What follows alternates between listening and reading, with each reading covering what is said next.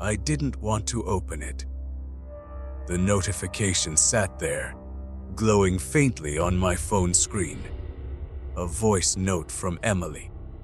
Emily, who was buried 3 days ago. I stared at it, my thumb hovering above the play button.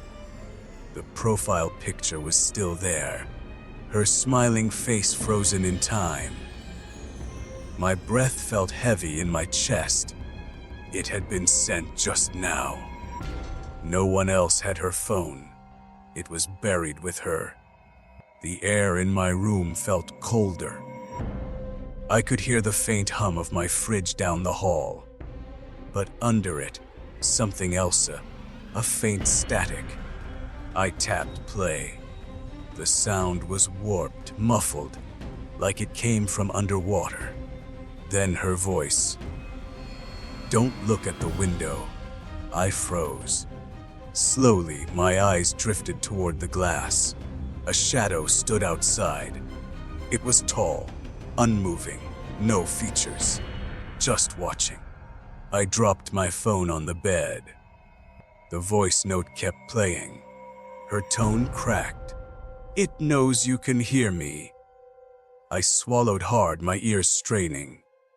A soft tapping began at the window. 1, 2, 3 taps, then silence.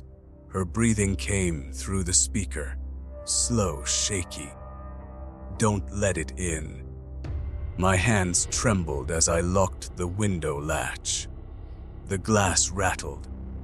The tapping returned, faster, harder.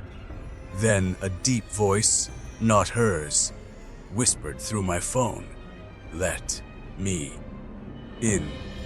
The lights flickered. The tapping stopped. I could still see the shadow. It was closer now, its head tilted unnaturally. My phone buzzed again. Another voice note. I didn't press play. It played on its own. Emily's voice, but strained, panicked. "It's inside." My door creaked open. The hallway light was off. Something breathed in the dark. My pulse thudded in my ears. "Don't move," she whispered. A long, pale hand slid around the doorframe. Fingers too thin, too long. The nails scratched the wood as it dragged along. I stumbled backward, knocking over a chair. The thing stepped into view. It was wearing Emily's dress, but its face wasn't hers. The eyes were hollow pits, dripping black. It smiled, and the smile stretched far too wide. It tilted its head and whispered my name. "How do you know me?" I stammered. It didn't answer. It just raised a phone, Emily's phone, in its hand. It pressed play on another recording. Her voice screamed in agony. The sound made my stomach twist. I backed into the wall. It moved closer, each step impossibly slow. The smell of rot filled the air. My vision blurred. The voice note ended. Silence. Then the phone in its hand buzzed again. It played a fresh recording. It was my voice this time. Whispering, begging, screaming. I hadn't recorded anything.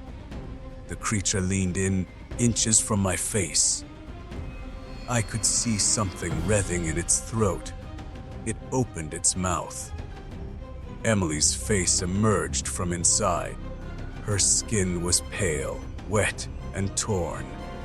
She mouthed the words, "Help me." The creature's jaw snapped shut. Emily's face was gone. It pressed the phone to my ear. I heard her again, barely audible. Too late. The lights went out. The phone slipped from my hand. I heard scurrying in the dark. Cold fingers wrapped around my ankle.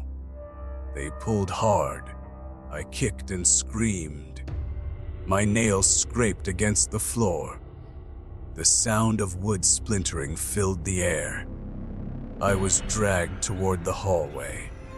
Something whispered in my ear. Deep, guttural, you answered. I clawed at the wall.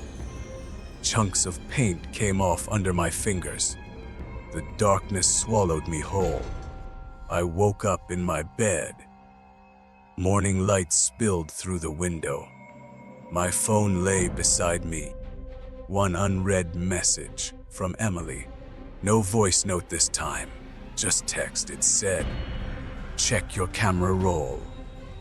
My hands shook as I opened it. The most recent picture was of me, taken while I slept, and standing behind me was Emily, smiling. Her eyes were all black, and her mouth still moving.